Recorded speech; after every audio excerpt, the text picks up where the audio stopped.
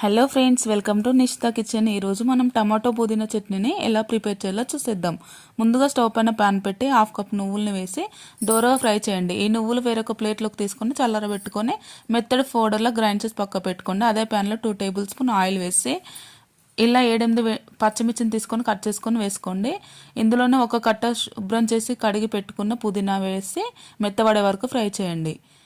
ఇందులోనే ఒక 4 medium size టమాటాలను కట్ చేసుకొని వేసుకొని ఒక గోలి సైజ్ చింతపండును వేసుకోండి. ఇప్పుడు టమాటా ముక్కలు మెత్తపడ్డాక ఇందాక మనం గ్రైండ్ చేసి పెట్టుకున్న నువ్వుల పొడిలో 5-6 వెల్లుల్లి వేసి ఇప్పుడు ఈ టమాటా మిక్స్ని వేసి సాల్ట్ వేసి చట్నీ మెత్తగా గ్రైండ్ చేసి పక్క పెట్టుకోండి. ఇప్పుడు పోపును ప్రిపేర్ చేసుకోవాలి. స్టవ్ పైన ప్యాన్ పెట్టి 2 టేబుల్ స్పూన్ ఆయిల్ వేసి జీలకర్ర, శనగపప్పు, 2 ఎండుమిర్చిలు, కరివేపాకు, 1/2 టేబుల్ స్పూన్ పసుపు వేసి ఈ పోపుని చట్నీ మిక్స్లో కలిపేసి సర్వ్ చేసుకుంటే ఎంత టేస్టీగా ఉండే పుదీనా చట్నీ రెడీ అయిపోయింది. ఇది రైస్లోకి చాలా టేస్టీగా ఉంటుంది. Please subscribe.